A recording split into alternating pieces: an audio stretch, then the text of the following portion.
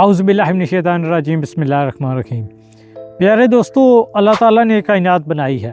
इसकी बनाने का एक मकसद है।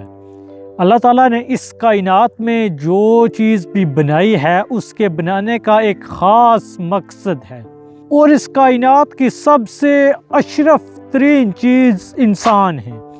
इंसान को अल्लाह ताला ने बनाया है। आज की वीडियो में हम अल्लाह ताला के बनाए हुए इस इंसान की ज़िंदगी के मकसद के मुतालिक बात करेंगे।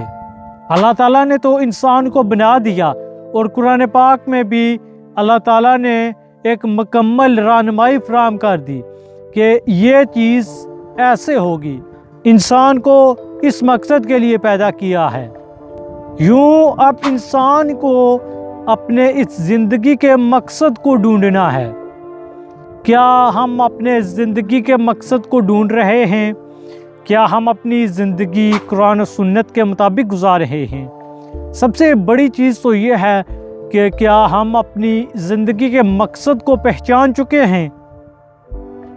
हमारी ज़िंदगी का मकसद क्या है?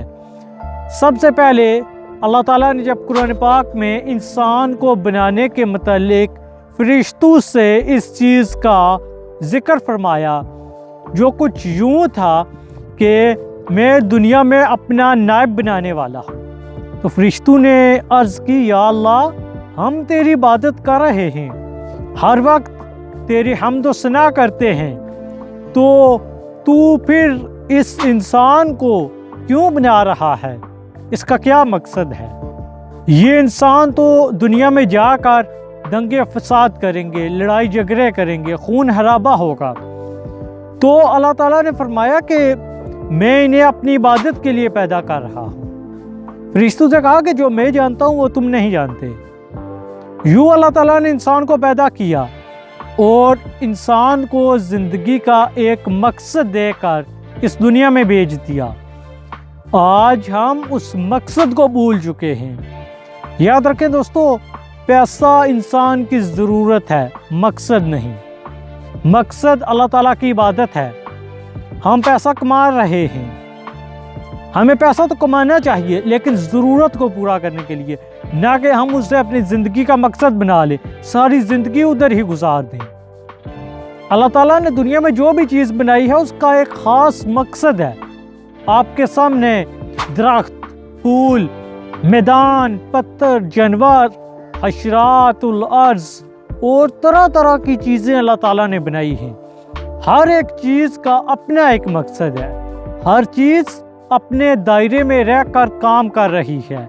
सूरज को अल्लाह ताला ने बनाया, चाँद, सितारे, सियारे, हर चीज़ का एक मकसद है, और वो अपने मदार में रहकर अपना काम कर रहे हैं। जो उनका मकसद है उसके मुताबिक वो ज़िंदगी गुजार रहे हैं। यहीं से अंदाज़ा लगा लीजिए कि आज से कई साल पहले जब मोबाइल ईजाद हुआ तो उसका एक मकसद था जो आज तक कायम है, और वह मकसद एक जगह से दूसरी जगह इंसान का राब्ता कराना था। आज भी जब हमें किसी की कॉल आती है तो वो मकसद जिसके लिए मोबाइल बनाया गया था वो पूरा हो जाता है। आज भी वो मोबाइल अपने इस मकसद पर गामज़न है, और तमाम कंपनियां इस चीज़ को मलहूज़ खातर रखे हुए हैं।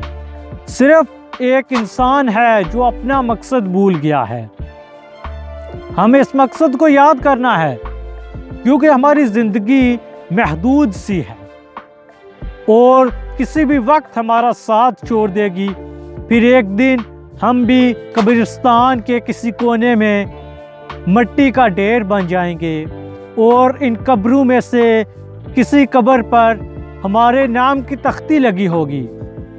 अगर आज हम अपने ज़िंदगी के मकसद को पहचान गए, मरने के बाद हमारी आखिरत संवर जाएगी।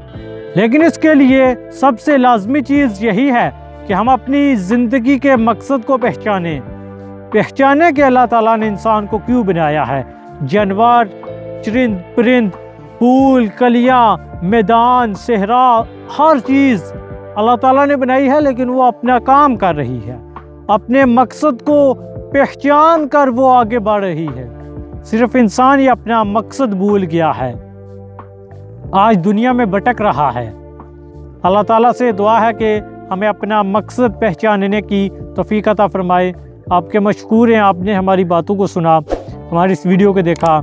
لائک کر دیں، شیئر اور سبسکرائب بھی کر دیں۔ اللہ نگہبان، فی امان اللہ۔